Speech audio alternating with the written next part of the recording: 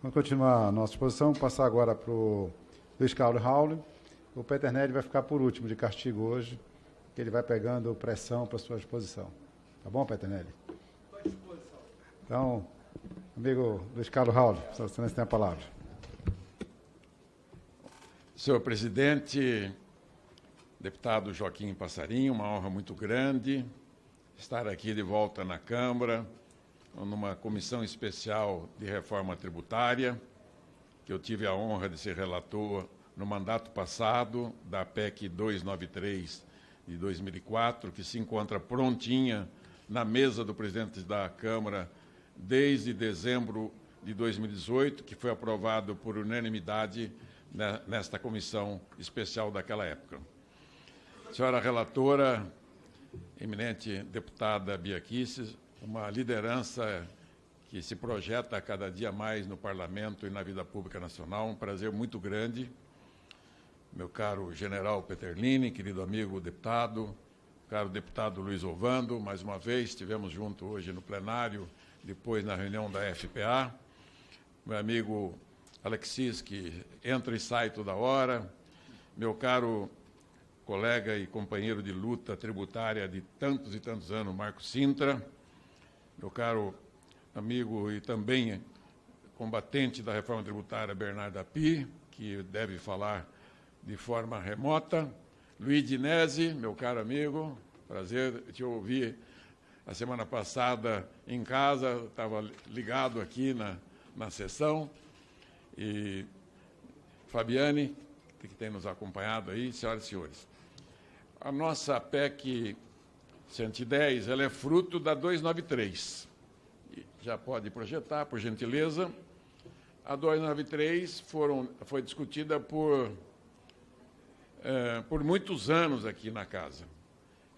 A consultoria da Câmara, e com a minha assessoria, fez uma coleta de todos os projetos e propostas em discussão no Brasil nos últimos 40 anos, na Câmara e no Senado.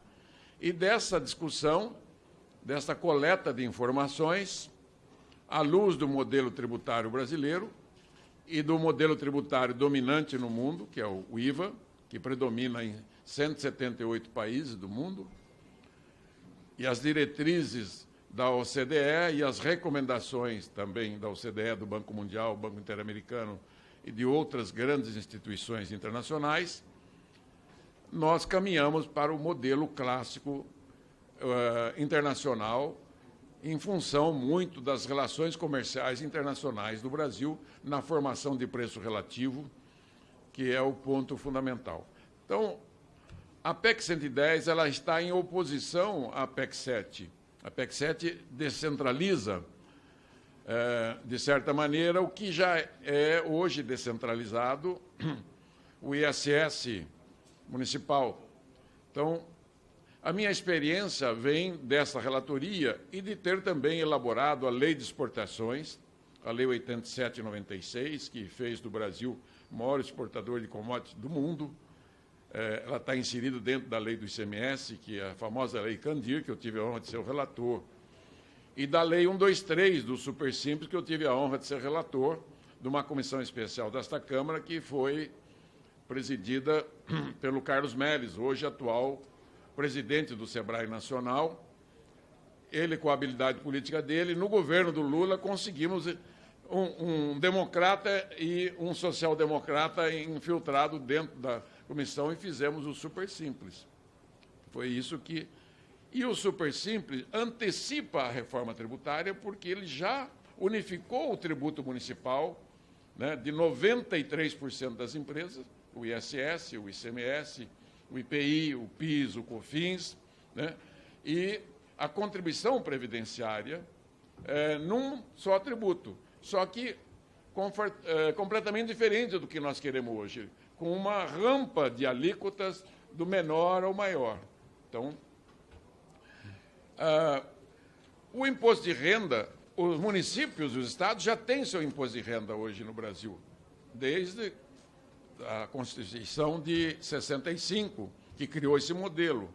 A emenda 18 de 65 criou esse modelo, ela autorizou o município e o Estado a cobrar o imposto de renda dos seus servidores como receita própria.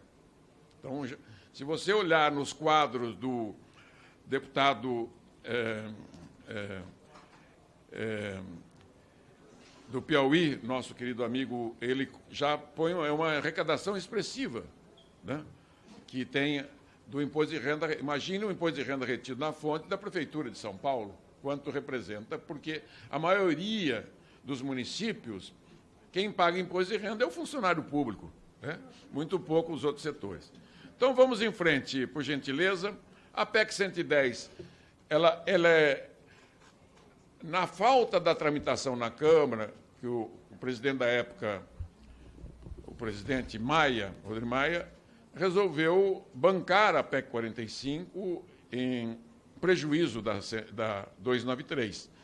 Eu não tive dúvida, naquele momento botei debaixo do braço a PEC e fui ao Senado, fui acolhido por todos os senadores meus amigos, tinham sido deputados, e o próprio presidente do Senado da época, o Davi Alcolumbre, numa palestra que fiz para os líderes, no final da tarde já tinham 66 assinaturas e começou a tramitar como a PEC 110, mas ela é uma sequência da PEC 293.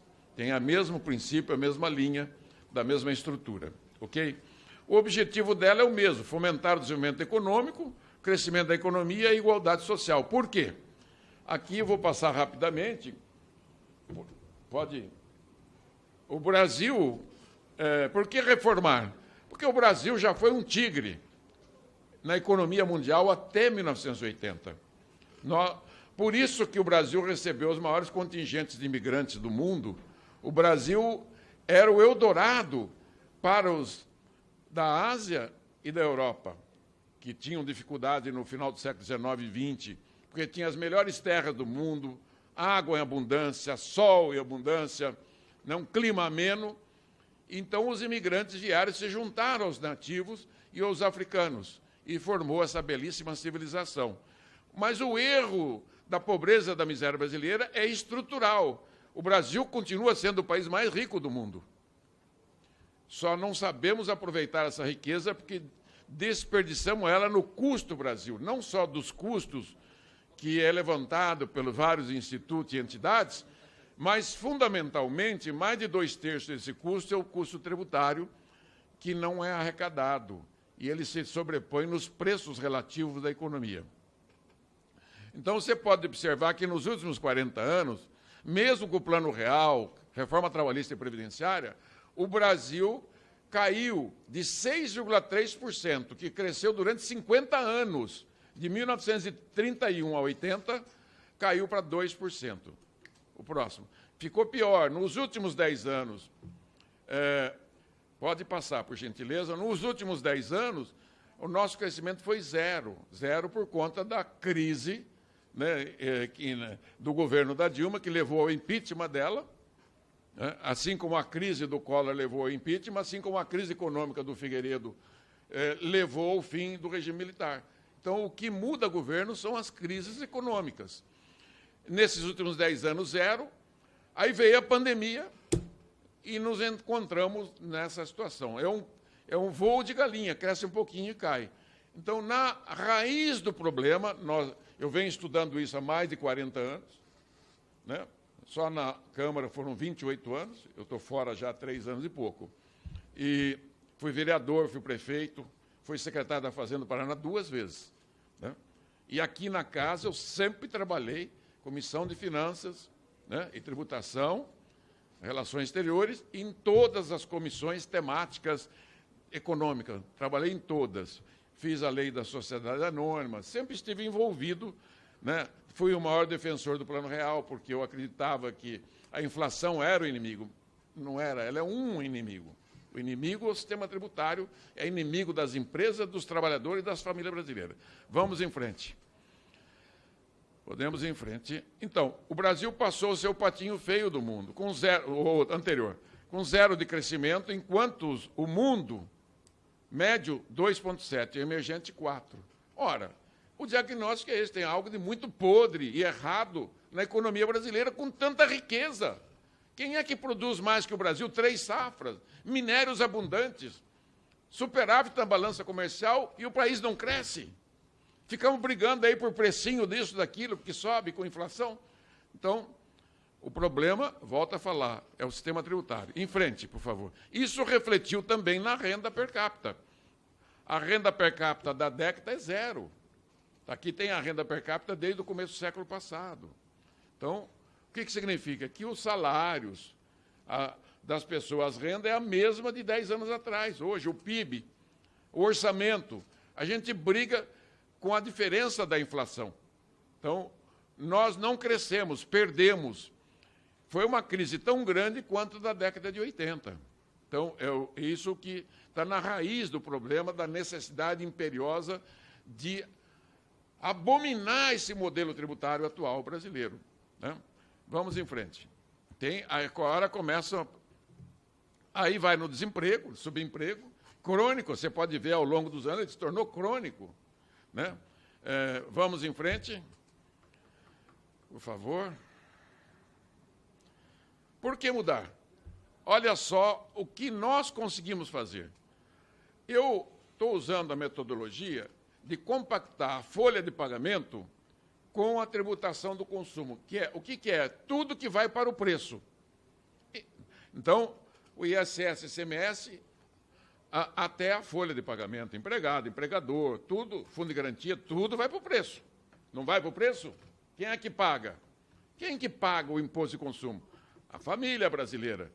Os 213, 14 milhões de brasileiros, 80 milhões de famílias. A empresa não paga e não deve pagar. Quem que decidiu que a empresa ficaria com o imposto? A emenda constitucional de 65. Falou, olha, nós queremos cobrar esse ICMS, ISS. Então, vocês, empresário, cobra do consumidor teu, né, e me paga depois. E o que as empresas começaram a fazer ao longo dos anos? Sempre tem o esperto. Vieram na prefeitura pegar benefício fiscal, no Estado, na União. Aí os mais espertos declaravam e não pagavam. E o Brasil nunca colocou punição de prisão para quem não paga imposto. Todos os grandes países do mundo, cadeia para quem não paga imposto, porque o imposto não é do governo nem dele, é da sociedade. É um crime. Então, aí foi planejamento fiscal, né? Então, outro grande erro do sistema brasileiro, diferentemente de outros países, nós cobramos pouco na renda e o patrimônio está na média mundial, né?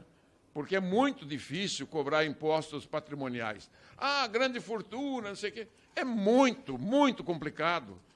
A França tentou isso, e a evasão, né, de fortunas. Claro, ninguém é bobo, né? Você só pega o capitalista uma vez, na segunda você não pega ele. Então está aqui o quadro, 75% da carga nas costas dos preços relativos. O IBGE calcula que tem 1 milhão de bens e serviços. Vamos em frente. Então,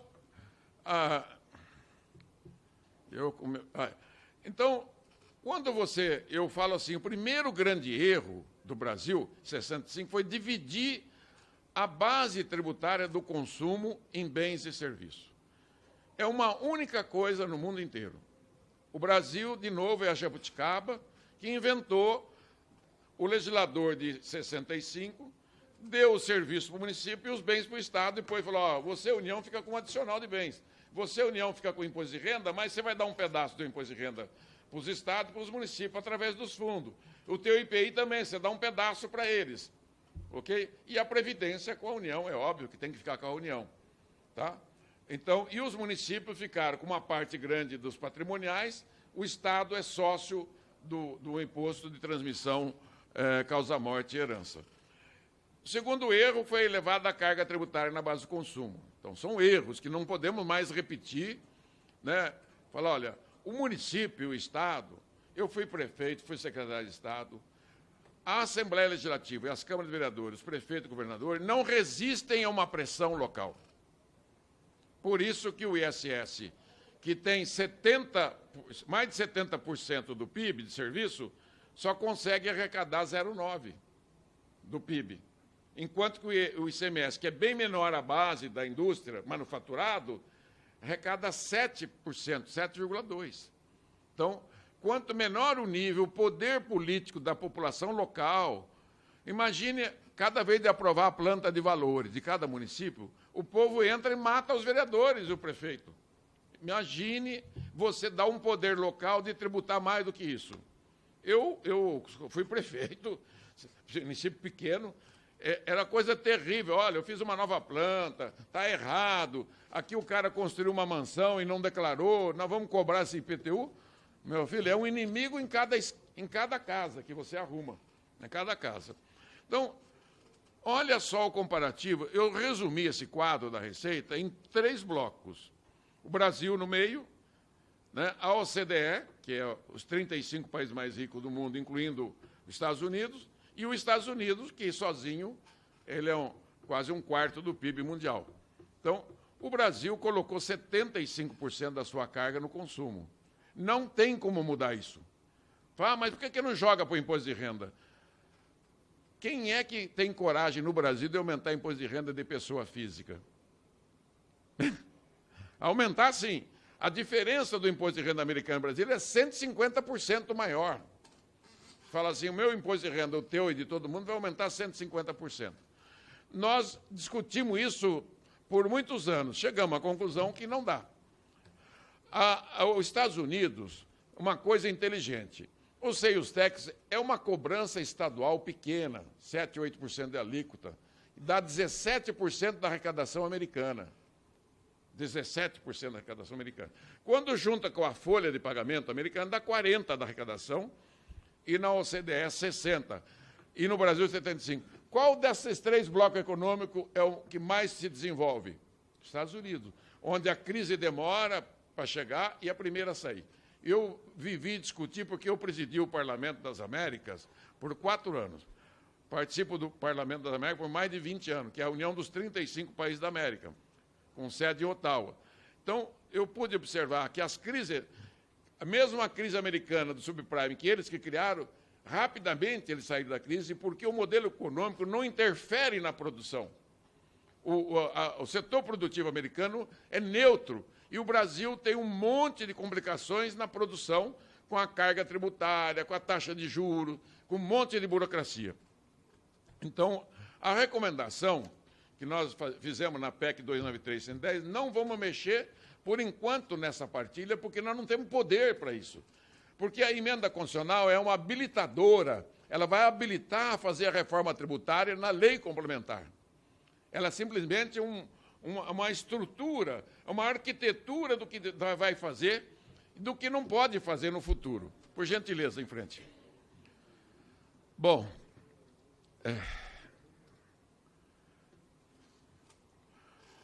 isso aqui, tudo que eu falei de carga tributária, se é o povo que paga, quem que paga mais, quem que paga menos do povo?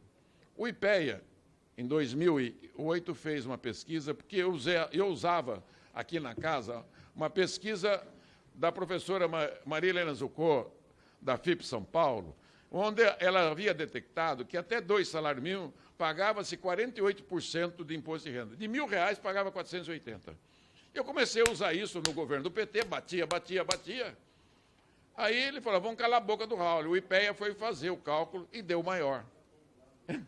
Bateu em 53,9%, porque no governo Lula eles mexeram também nas alíquotas do PIS/COFINS para cima, né? E mexeram nas alíquotas do IPI. Né? E quando eles perderam a CPMF, eles aumentaram todos os tributos, né? E aumentou a carga tributária cada vez mais. Então, quem ganha até 2 salários mínimos, R$2.000, tem R$1.080 de impostos direto e indireto. Por isso que o salário brasileiro diz que não aguenta 3 dias, 4 dias. Então, o Brasil é o país onde o trabalhador leva o menor salário líquido para casa e onde custa o dobro para o empresário. Olha, nós conseguimos um absurdo de prejudicar o trabalhador e prejudicamos a empresa e prejudicamos o país. Isso tudo, né, eu quero deixar bem claro, isso aqui é o resumo do resumo. Eu sou que nem uma esponja, eu vou puxando todo o conhecimento que tem de estudos, leio, absorvo e vou afunilando dentro daquela visão pública, né, Rubens, que nos conhecemos há mais de 30 anos, a gente vai assumindo, né, buscando todo esse conhecimento. E quem ganha acima de 30 salários, 29%. Então, eu pago não sei quantos dias por ano. Não. O pobre brasileiro gasta 197 dias para pagar os impostos do seu ganho. E o que ganha acima de 30, 106. E os muito ricos, não dá nem 60 dias. Eles são cheios de manobras, né? Aqueles que ganham 1 milhão por mês, em frente. Nada contra, né? Bom, aqui reforço, né, com esse gráfico, é isso mesmo, nas costas, né, do trabalhador, é isso mesmo, da família, né, classe média, aí vai todo mundo para o bolo, porque está tudo no preço. Claro que para nós, classe média para cima, pesa menos, mas pesa. Né? Se nós estamos com o mesmo salário de 10 anos atrás e o PIB não cresce, todos nós estamos prejudicados nesse desencontro de preço e renda. Em frente. Ok. Bom, essa aqui essa é o Miguel Abuabe, que, com meu filho, que fizeram essa árvore dos efeitos indesejáveis, com o Luiz Renato. Aqui nós colocamos tudo que a empresa é afetada por conta do sistema tributário brasileiro. Começa com a sonegação, porque, claro, né, se o sistema é tão complicado e tão caro, por que eu não vou sonegar? Então, a inadimplência, não acontece nada, a informalidade, né, renúncias fiscais, que se consegue, né, rapidamente, a baixa competitividade das empresas brasileiras interna, uma com a outra, e internacionalmente. E aí você vai clicando nesse gráfico, aí você vai ver quanto que é a informalidade no Brasil. Eu peguei o valor menor que tem, que é 25% do PIB de informalidade. Isso dá, no PIB deste ano, vai dar 10, meu querido presidente, 25% do PIB é informalidade, ou seja, de 10 trilhões, que é o PIB de 2022, tem 2,5 trilhões não declarado e que não paga nada de imposto, e que perde, se a carga tributária é 33, dá 800 bilhões de sonegação fiscal. Bom, as renúncias fiscais, pasmem, do Estado e União e município tive que projetar, dá 7% do PIB. 7% do PIB é renúncia fiscal legal, 700 bilhões por ano. A inadimplência, eu tive que calcular também, com base na inadimplência municipal, estadual e federal, 3% do PIB. 7% de renúncia com 3% de inadimplência, 10% do PIB brasileiro é cobrado do consumidor e não entra nos cofres da União, Estados e Municípios. Porque quando você dá o benefício fiscal, eu pergunto para você refletir aí, a empresa recebeu 100 milhões de benefício fiscal no ano, ela tira do preço ou ela fica para investir para ela? Tanto que essa é uma discussão grande na Receita, que ela queria cobrar, né? Tivemos que até na Lei Complementar 160 dirimir isso, porque a Receita falou, não, é lucro, que estava lá, e acabou dizendo que não, que era para investimento da empresa, etc., mas é o ganho dela. Então, dos impostos pagos pela sociedade, não foram só 33% do PIB. A população brasileira pagou 43% do PIB, numa renda das famílias de 65% do PIB. Não é esse o orçamento das famílias brasileiras? Entre 63% e 65% do PIB. O outro é a parte do Estado. Né? Então, aqui também tem outros custos. Né? A alíquota industrial que a Fiesp calcula, dos produtos manufaturados industriais brasileiros, quando você soma ICMS, PIS, COFINS e IPI, dá 55,04% de alíquota. E eu fui lá conferir esse cálculo, é isso mesmo.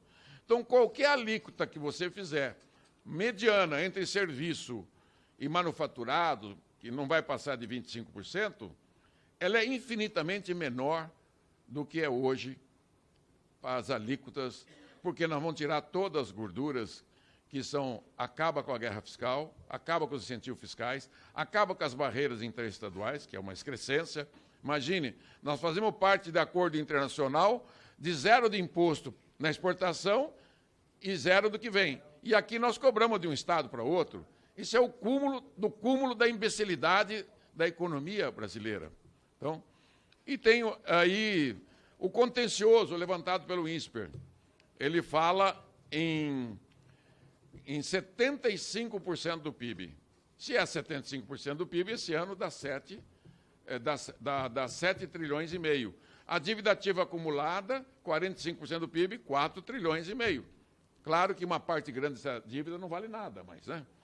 Bom, vamos em frente. Já tem dados suficientes aqui. Vamos em frente para não perder tempo, que o tempo ruge. Bom, aí eu resumi o que eu falei há pouco, né? Estimativa de perda anual de receita, que, no meu entendimento, não devemos manter essa receita, eliminar isso. A proposta é eliminar esse 1 trilhão. Acabar com a inadimplência, com o modelo de cobrança em tempo real, e acabar com os incentivos fiscais. Então, nós vamos tirar 1 trilhão das costas dos consumidores e das empresas. O custo de produção vai diminuir, né, o preço geral, vai aumentar o número de emprego, vai aumentar o salário líquido, vai aumentar o lucro e aumenta o poder aquisitivo. E isso aqui vai ser a locomotiva do Brasil. Esse vai ser o combustível atômico da economia brasileira. A exportação que o Brasil vai ser dos poucos países do mundo que vai continuar exportando cada vez mais para alimentar o mundo, né? E aqui eu detalhei os números que eu faço, é o Data Hall, mas ele é baseado, né, em dados e números da Receita Federal, do CONFAS, do CONCEFAS. Como eu estive 2 vezes no CONFAS, então eu conheço os caminhos dos números e estou sempre discutindo com eles. Eu chamo de gorduras trans.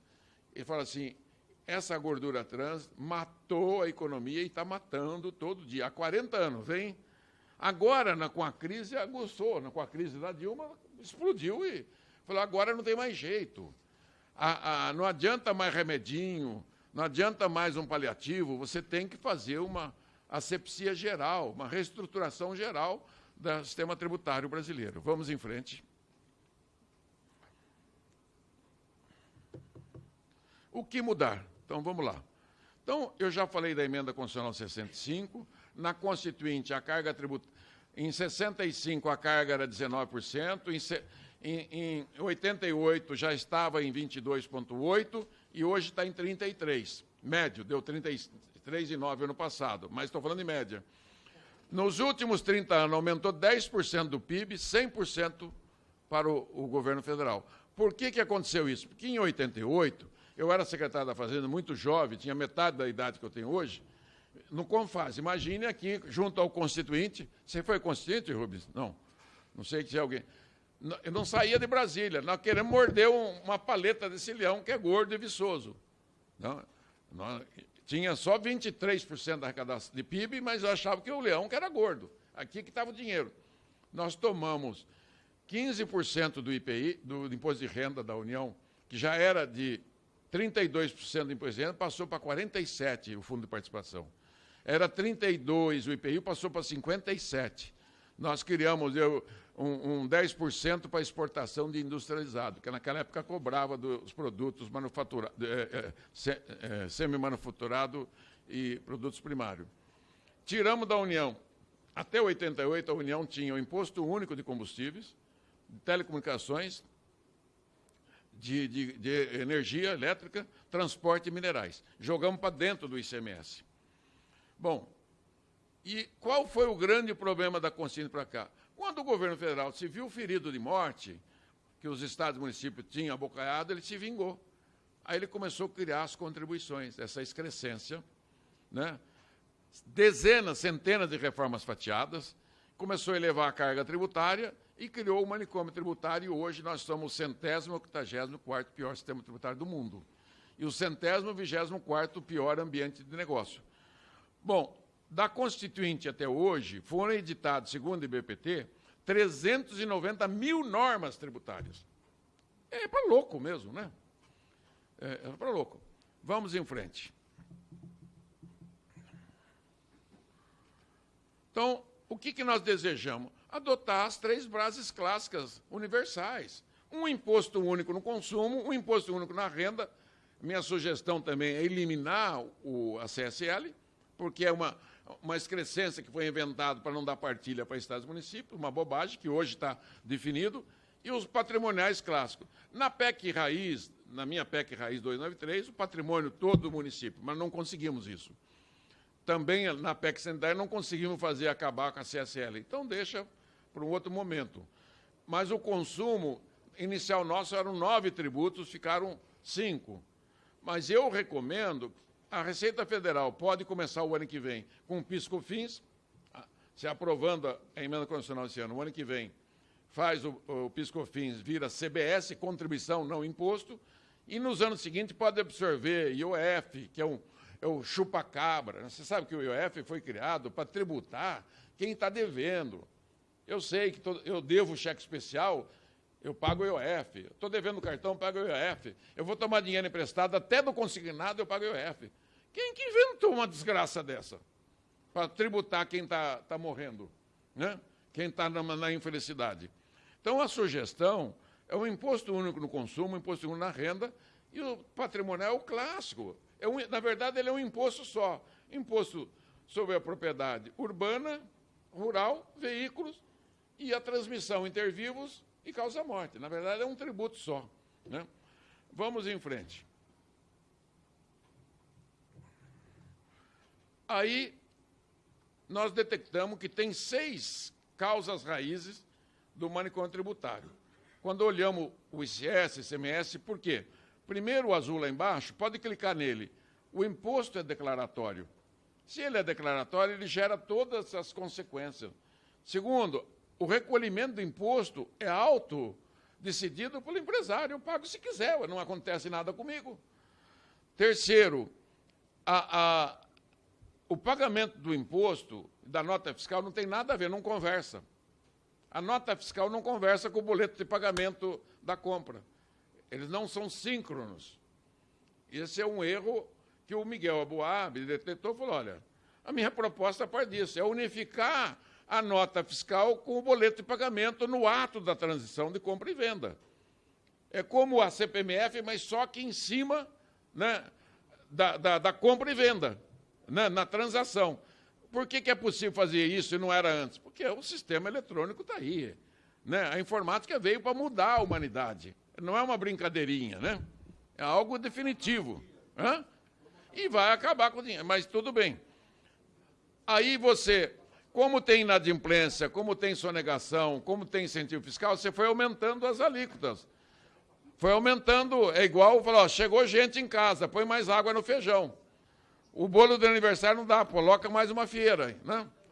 Bom, aí, a cumulatividade. Então, o ISS acumulativo, a tributação da folha é acumulativo, o PIS, COFINS, a maior parte é cumulativo. Né? E tem uma outra coisa para falar. Pode mudar a página, por favor? Uma outra coisa para falar. Dos 33% do PIB, você tem que tirar o PIS, porque o PIS não é do governo. O PIS é do BNDES e do trabalhador, 60%. E o Fundo de Garantia não é do governo, ele é do trabalhador. Então, esses dois dinheiros é cobrado da população para financiar as empresas. Então, o Brasil tem uma elevada carga tributária? Não. Não dá 30% se você tirar o Fundo de Garantia e o PIS. Né? Ele não vai para o BNDES 40% do PIS que financia as empresas brasileiras? É isso aí. E o Fundo de Garantia, até recentemente, nós mudamos aí uns anos atrás, e eu brigava com o governo do PT, e falava, mas como que pode 3% de remuneração do Fundo de Garantia mais TR? Quer dizer, enquanto naquela época estava em 20% na Selic, até que mudou para igual a poupança. Eu falei, tudo bem. Meu desejo era igualar a Selic. Aí a Selic seria baixa, né? Pode ir em frente, por favor, que está passando o tempo. Rapidamente. Bom, para destravar a economia, temos que remover as 6 causas raízes. Acabar com o imposto declaratório, com o recolhimento de iniciativa do contribuinte. As transações bancárias terão que ter suporte contábil. A alta carga tributária no consumo, ela vai ser reduzida, porque ao acabar com a inadimplência e acabar com a renúncia fiscal, com exceção daquelas que são constitucionais, salvando aí a Zona Franca, né, e outras renúncias que a gente está lá no texto. A autonomia legislativa local, municipal, estadual, vai ficar restrita até uma alíquota adicional, não mais do que isso, né? Se quiser, isso vem da 45, da 110 da Dona Vitória, não tinha essa autonomia, e acaba com os impostos cumulativos. Isso aqui é a receita. Vamos lá. Então, para o que mudar, eliminando as causas raízes. Agora, primeira, repetindo, IVA consumo, imposto de renda único e os patrimoniais. Adotar o sistema clássico. Voltando, vamos em frente, gente. Bom, adotando esse modelo, clica no azul de novo. Pode clicar em todos os azuis de uma vez só. Vai clicando. Para ir rápido. O que acontece? Quando você muda o sistema para a proposta nossa, volta lá, você elimina todas as causas raízes de uma vez só. Você não precisa ficar mudando uma a uma, como nós fazemos hoje. Olha, eu vou combater aqui, vou resolver o problema dessa situação. Não. Numa tacada só você resolve, e com isso você vai economizar de custo burocrático, que custa 100 bilhões para pagar os impostos, segundo o Banco Mundial, segundo o IBPT custa 200, você vai economizar só nos 4 tributos, nos 5 tributos, economiza 80 bilhões. Na dívida ativa, acaba, entre a dívida ativa e a contencioso, 200 bilhões. 1 trilhão de informalidade passa para a formalidade. Então, o PIB desse ano de 10 trilhões, ele iria para 11 trilhões. Você teria um ganho de 10% de crescimento de PIB. Acaba com metade da sonegação, 400 bilhões. E, com a renúncia fiscal só desses 4 tributos, mais 300 bilhões de ganho. E elimina todos os problemas da empresa. Nós não vamos precisar mais das empresas para arrecadar o nosso IVA, que vai chamar IBS e CBS. A arrecadação, que hoje é débito e crédito, nota por nota, entrada, saída, é eliminada essa fase. Elimina essa fase, acaba com ela. Vai direto para o cofre. E, instantaneamente, dia a dia, a cada 2 dias, o dinheiro volta para a empresa e volta para a União, Estados e Municípios. Em frente, por favor. Como vamos provocar a mudança para destravar? Fazendo uma reengenharia tributária, tecnológica, fraterna e solidária. Regra de ouro. 2 regras de ouro. Pode clicar. Não aumentar a carga tributária da sociedade. Está lá no texto constitucional. Com base na arrecadação aqui é 2,18, arrecadação e disponível. A próxima. Aqui tem a arrecadação dos anos mais recentes, que eu peguei da Receita Federal ainda ontem, 2021 e 20, fechado. O próximo. Aí tem a receita arrecadado. Hoje, a União arrecada 66% dos impostos do país. Os estados, IDF, 27% e os municípios, 7%. Todo IPTU e ISS só dá 7% de 100%. Na receita disponível, já muda o quadro. Clica. Já vai para 20% o município, ele sai de 7% para 20%. O Estado cai 2%, porque ele tem que dar 25% do ICMS, para 25%. E a União cai para 55%. Então, não dá para mexer nesse pacto federativo. Aqui é o pacto federativo. Mexer com o tributo é pacto social, né? Quando você mexe com o tributo das famílias, da sociedade, é pacto social. Quando você mexe com a arrecadação. Mas o município é uma outra coisa.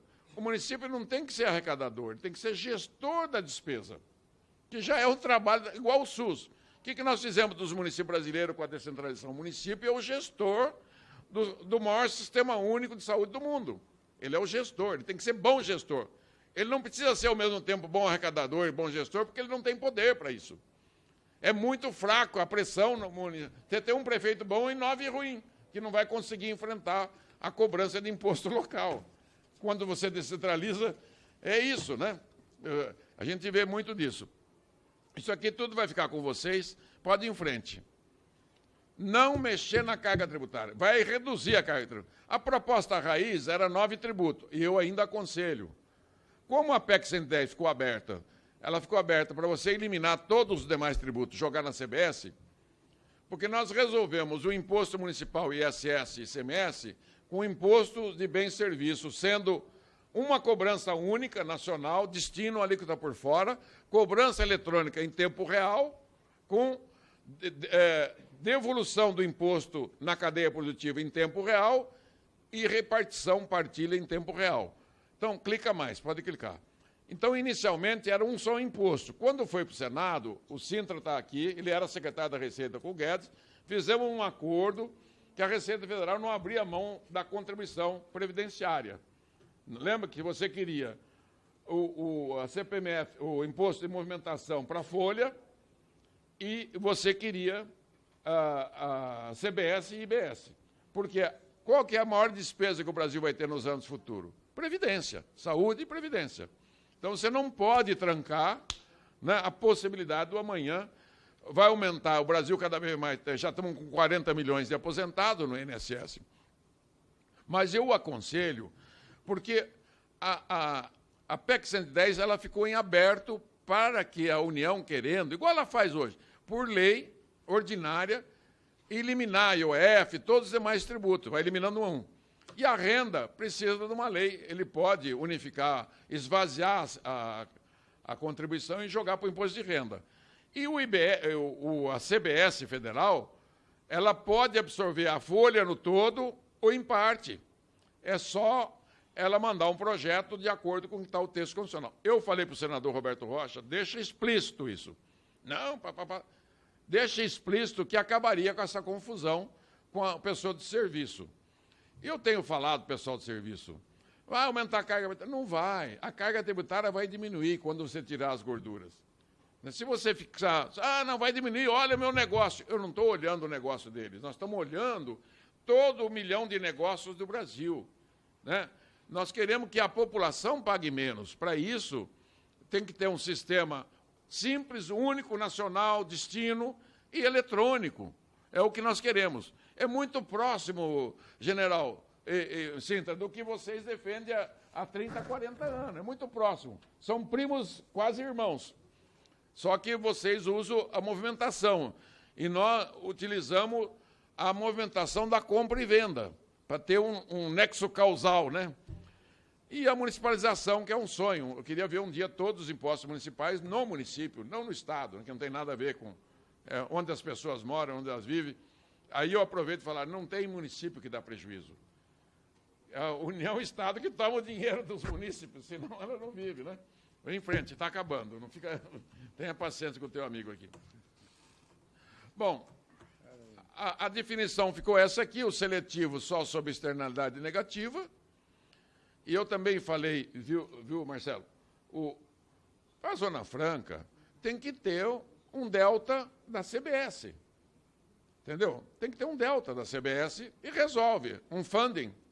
Nós queremos vários fundos na PEC 110. É só ter um delta lá. Eu falei para o senador, ele não quer conversar comigo, lá, o Patrício lá. Falei, põe um delta lá, que é muito melhor que essa IPI, que uma hora tinha que acabar. O IPI é uma excrescência, né? É um adicional do ICMS, né? Então, e eu entendo que a Zona Franca, vocês cumpriram com o recado. Mais de 90% da Amazônia, do estado da Amazônia está intacto, está cumprido. Quando fala da Amazônia, não é do estado da Amazônia.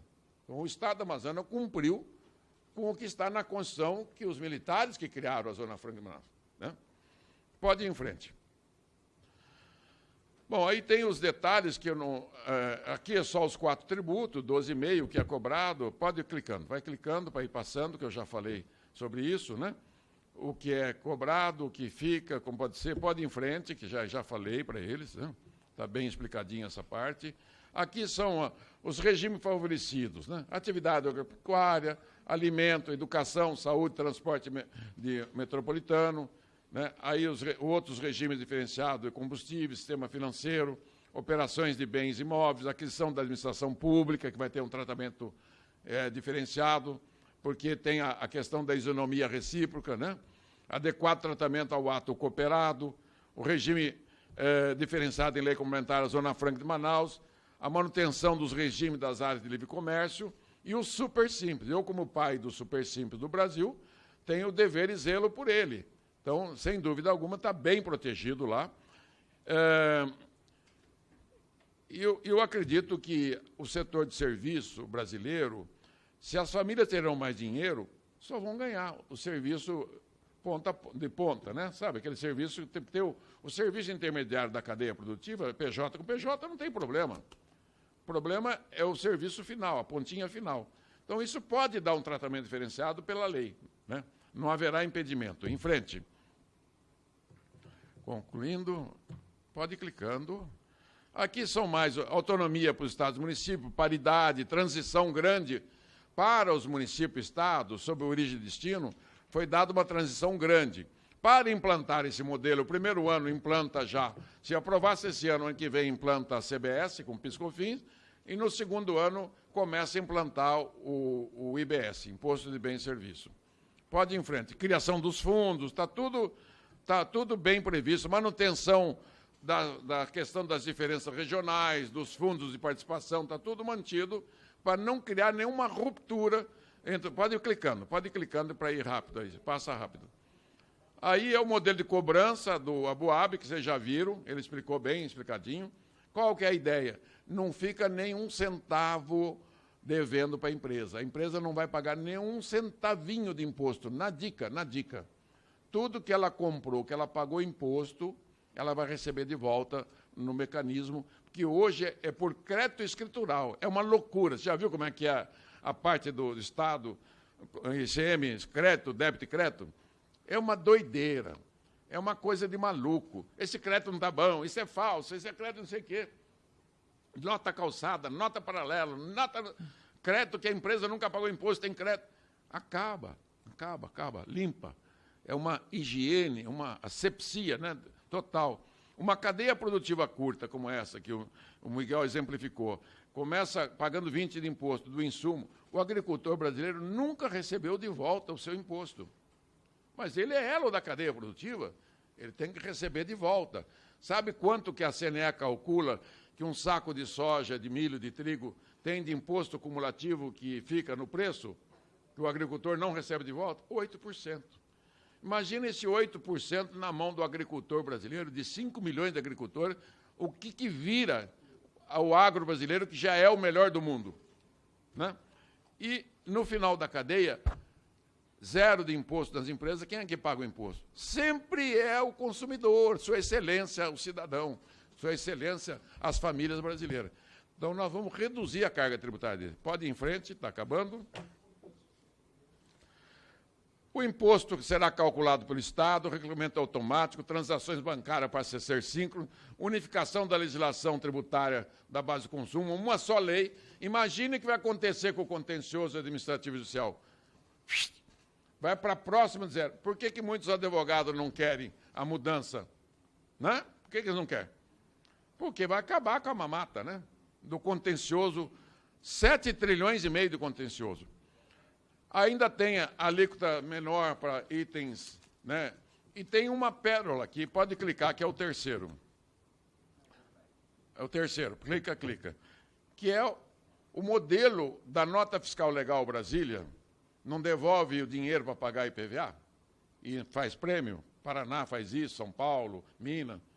Vamos usar esse mecanismo com a mesma forma da cobrança do CPF de cada cidadão, que já tem o CPF no cadastro único social, todo mundo tem conta bancária para receber o seu dinheirinho, a nota fiscal vai amarrar. Nós vamos combater a sonegação por aí. Vai devolver o dinheiro para a baixa renda. Como vai cobrar muito deles, vai tudo igual. Fala, não, você de um salário, de meio, o que o legislador brasileiro e o governo do Brasil decidir. Nós vamos devolver o dinheiro para as famílias mais pobres. Com isso, nós vamos retroalimentar o consumo do Brasil. Além dos... Vamos lá, pode ir em frente. Esse é um modelo que o Giovanni, lá do Rio Grande do Sul, um auditor, me passou. Isso aqui eu já expliquei, que o consumidor está pagando 570 bilhões a mais. Pode ir em frente. Eu acrescentei mais isso para caprichar para vocês, mas está muito em cima. Pode ir em cima. Pode passar. Pode passar. Dá para reduzir da carga tributária dos 40... Só com 5 tributos dá para reduzir 5,5%. Essa aqui deixa. Com o fim das renúncias fiscais, 343 bilhões de ganho para as famílias. com o fim da inadimplência, admissão do contencioso, mais 200, zerando a burocracia, não zera, vai dar uns... A burocracia vai reduzir uns 90%, mais 80 bilhões. Então, vai dar 543 bilhões de reais. Segundo, não adianta sonhar em entrar na OCDE sem o sistema tributário. Eu falei isso para o ministro Guedes, falei para o presidente Bolsonaro, falei para todo mundo. O Brasil não entra na OCDE se não tiver um sistema harmônico. Não entra. Não adianta cumprir as outras coisas. Porque o mundo é comércio, é o OMC. Então, o Brasil vai ter crescimento econômico. Eu, com meus 50 anos de experiência de vida pública, o Brasil vai crescer como a China cresce, 6, 7% ao ano. Essa é a trava. Destravou o Brasil cresce. Estamos travados. A riqueza está aí. Nós não vamos trazer riqueza de ninguém. O Brasil é o país mais rico do mundo. Tem a população mais trabalhadora do mundo, tanto que os brasileiros que vão para o exterior são os melhores profissionais, que trabalham em qualquer parte do mundo. O Brasil só está atrasado 70 anos com o seu sistema tributário. Esse atraso, esse nhen que nós ouvimos o tempo todo contra a reforma completa, é o maior responsável por não termos um sistema tributário harmônico ao sistema tributário internacional que predomina em 178 países do mundo. Se pegarmos os 35 países da OCDE, só os Estados Unidos não tem um sistema harmônico aos demais, que é o que o deputado tentou fazer na PEC 7.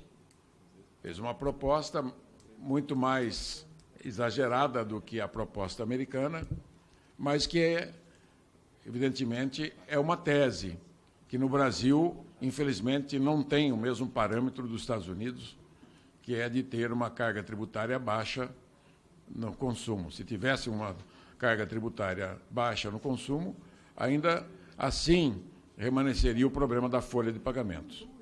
Então, quem é contra o IVA? Quem é contra o IVA é quem é a favor do imposto único. O imposto único, o CPMF, não casa com o IVA. Se colocar numa mesa o Raul, o API, colocar o Ives Gandra, colocar o Marco Sintra, a proposta boa é a que tem a CPMF, a que não tem não presta. Mas quando eu tinha a CPMF para a Folha, em 2016, no meu relatório da PEC 293, ninguém veio defender a PEC 293, porque o Raul era relator e onde já se viu colocar a CPMF na Folha. Mas eu quero dizer, meu caro Sintra, eu não tenho restrições à CPMF. Ela só não tem apoio da população e nem do presidente da República, que negou mais que 3 vezes a CPMF. Então, é dar murro em ponta de faca. Me desculpe dizer isso. O próprio ministro também tentou, não deu. Você mesmo foi secretário da Receita, não deu, né? Nós tínhamos até assumido o compromisso de tentar levar para o plenário. Infelizmente, né, não deu prosseguimento à tua posição. Mas qual que é a razão do Brasil ter adotado mais que um imposto na base do consumo? É a desorganização brasileira, esse jeitinho brasileiro de querer improvisar tudo. Criou o IOF porque é bacana arrecadar dinheiro do IOF, mas é um sanguessuga. Né? Criou 36 CIDs, né? A troco do quê? E não teve a CID para fazer, a do petróleo foi zerada no governo passado. Se tivesse a CID do petróleo, dos combustíveis, teria a equalização de preço. Entendeu? Então, o Brasil ajeita e desajeita. E eu passei por tudo isso, nesses últimos 35 anos, desde que fui secretário da Fazenda do Paraná. Quando eu cheguei aqui em 1990, primeira PEC minha, 91, primeira PEC, 4791, está lá registrada. Ela virou a emenda 3, mas era uma PEC da reforma tributária que eu fiz junto com o Ives Gandra. E tinha a CPMF para a Folha. Desprezaram tudo. Nas outras vezes, quando você estava aqui, Marco Sintra, eu me lembro, numa dessas salas aqui, no Mussa Demes, você votou contra. De Goiás lá, o Sandro Mabel, você votou contra. Entendeu? Então não há acordo. O acordo que existe, o que predomina no mundo é o IVA. O Brasil não pode mais ir contra a correnteza. Se você for na Organização Mundial do Comércio, eles querem a harmonização do sistema tributário, o CDE, todo mundo. IVA, Imposto de Valor Agregado. Se conseguir convencer o plenário de votar a CPMF para a Folha, não há nenhum problema. Mas eu adianto, é uma via crucis. Não tiro o mérito, a proposta é muito interessante, etc., mas desonera. Eu, do alto da minha experiência de 50 anos de vida pública, que eu faço esse ano, recomendo, especialista na área, da área pública, aqui eu fiz meu mestrado, doutorado e pós-doutorado, aqui dentro. Tem nada de academia, na prática, sendo prefeito, secretário da Fazenda, secretário municipal, e debatendo com todas as cadeias produtivas, com os trabalhadores, com todos. Debatia, eu fui até nas centrais sindicais debater a reforma, ouvindo internacionalmente. Fui em todas as embaixadas, pelo amor de Deus, aprova logo o IVA. Todas. Se aprovar o IVA no Brasil, o capital estrangeiro volta em larga monta. Não é essa coisiquinha que vem todo ano. Vem para investir no Brasil. Eles largam a China e vão investir no Brasil. Largam o Sudeste Asiático. Não vem mais capital, só vem o capital predador para comprar vaca morta aqui no Brasil, empresas que estão combalidas, e especular na Bolsa e especular no mercado financeiro. Então, qual é o erro da economia brasileira que não cresce como a China, como os tigres asiáticos há 40 anos? O sistema tributário brasileiro é anarco-caótico. Ele é um manicômio tributário jurídico, né, que tem um contencioso de 75% do PIB. Ele permite declarar o imposto e não pagar, a inadimplência, e não vai preso quem não paga, ainda tem o benefício de perdoar multas e juros, né? Então, o atual sistema tributário brasileiro tem um custo burocrático enorme, de 1% a 2% do PIB. Então, está aqui, eu escrevi. Quem é contra a PEC 110? Né? Sonegadores, inadimplente, contencioso, burocracia fiscal, tá? Está tudo escrito aqui, eu não sou de mostrar quem é contra. Não tem outra alternativa para o tamanho da arrecadação brasileira, na base do consumo e folha, pode colocar no IVA toda a folha de pagamento, claro que vai ter uma alíquota maior, mas será muito menor do que é hoje. Nós já fizemos as contas, usando as ferramentas da empresa do Miguel Abuab, que é a maior empresa de prestação de serviço de abastecimento do Brasil. Pelo software dele, passa 80% do abastecimento do supermercado do Brasil. Então, ele é prático. O que ele quer? Ele quer o nome dele. Ele veio da iniciativa privada, mas é dele. Ele é um Marcos Sintra, como dizer assim, a proposta do Marcos Sintra é do imposto único, é um imposto, pode ser único, de um pedaço, e o Miguel Abuab, foi até zoado aqui agora há pouco, indevidamente, né? Ele bolou um modelo, falou, olha, o erro está aqui, ó, minha profissão, eu faço isso há 50 anos, ele falou. Ele está lá em Joinville. É um cara rico, que tem uma empresa rica, tem 2 IPOs. Ele desenvolveu uma ferramenta aqui, ó.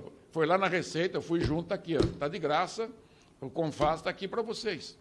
Daqui para frente vocês desenvolvem. Quando eu conheci ele há 6 anos, eu falei, mas rapaz, onde é que você estava no Brasil que eu não te conhecia antes? Eu teria já... Então, a proposta é boa. Então, o que é? A simplificação. Não precisa ter mais do que um tributo na base de consumo, de bens e serviços. É um UNO, base UNA, foi o que a Europa fez. Não adianta tirar a Espanha que está fazendo a reforma. A Europa já tem o IVA há 70 anos. E o Brasil dividiu o seu IVA e permitiu que tivesse essa miscelânea, essa estupidez, essa ignorância de tributos partilhado. Esse é o erro. O erro é do Bulhões e o Campos, que fizeram a PEC A PEC 65. Meu amigo Roberto Campos, quando o Roberto Campos, eu cheguei aqui, ele era deputado, ele me viu falando, ele criou o Bloco de Economia Moderna. Quem que ele escolheu para secretário do bloco? Eu tinha 40 anos. Foi Raul. Aí, passado um ano, ele falou, mas você não é muito liberal, você é muito fiscalista. Eu falei, sou liberal fiscalista. Eu não acredito só na capacidade das empresas, eu acredito que o Estado, você tem que contrapor freios e contrapeios, mas eu sou liberal na economia de mercado e o Brasil não tem uma economia de mercado, tem uma fraude. Só sobrevive quem tem benefício fiscal, creditício, estão lá no BNDES, no Fundo de Garantia da Caixa. Aqueles que não têm, nós fizemos o Super Simples. Eu fiz o Super Simples para eles. Foi da mesma maneira que eu fiz, Marco Sintra. Então, meu primeiro projeto é de 91, é um projeto daqui. Quando fui relator em 2016, aprovou em 2018, a consultoria da casa, trabalhamos junto, uma equipe enorme. Falei, vocês levantam todos os projetos da Câmara e Senado desde a Constituinte. Já tinha um projeto de IVA na Constituinte, do Fernando Rezende e do Varsano, que era do IPEA, que era um IVA. Aí eles ficaram por anos discutindo o IVA de barquinho, não precisa nada disso. O IVA é valor agregado, é deixar neutra a cadeia produtiva. IVA único, imposto de renda único e patrimonial que o município decida a alíquota que for lá. O imposto de renda, se tiver capacidade o governo federal, que é ele que cobra, ele que faça a troca, mas não pode aumentar o imposto de renda sem diminuir o consumo. Entendeu? É uma balança. A carga é 33, no máximo 34, mas o que tem de sobrecarga, tem 10% do PIB de sobrecarga não arrecadado, que são os incentivos fiscais e a inadimplência. Depois você tem mais 800 bilhões de sonegação. Depois você tem mais de 100 a 200 bilhões de custo burocrático, dá quase 2 trilhões. Esses 2 trilhões destruiu a economia de mercado brasileiro. Então, como você falou, dá para aumentar a arrecadação combatendo a sonegação. Se metade da sonegação for capturada, vai capturar tudo. Ao contrário do que foi colocado aqui, o modelo de cobrança Aboab está baseado no que toda movimentação de cartão de crédito, PIX, TED, DOC, vai ser tudo capturado. Não fica nenhuma transação. É como a CPMF, só que ligada a uma compra e venda. Porque a hora que você for entrar no dinheiro das pessoas, olha o pepino, olha só o pepino. Mas se ele está amarrado a uma compra e a venda, não há problema. É como o IPTU. Eu tenho meu imóvel, eu pago meu IPTU, meu IPVA. Mesmo que eu não goste, eu pago. Tá? Então, o imposto de renda, eu tenho minha renda, tenho meu aluguel, eu pago meu imposto de renda. Então, o IVA é ruim, ele é péssimo, mas é o melhor entre todos, é o menos ruim de todos. É o que está no mundo. Então, relatora, atente a isso. Um IVA só. As outras contribuições, partilha, não mexer na partilha da União e Estados Unidos, não mexer na carga tributária, são regras de ouro. Se mexer, dá guerra federativa. Não tem, porque tem que mexer. Zona Franca, resolva. Apesar da crítica que ele tem feito, o Marcelo, tem que resolver a Zona Franca, não por ele, pelo Estado do Amazonas, pelo que representa o Estado do Amazonas. Microempresa, tem que resolver. Educação e saúde é um dever do Estado, que ele não deu a educação e saúde, então tem que ter um tratamento diferenciado.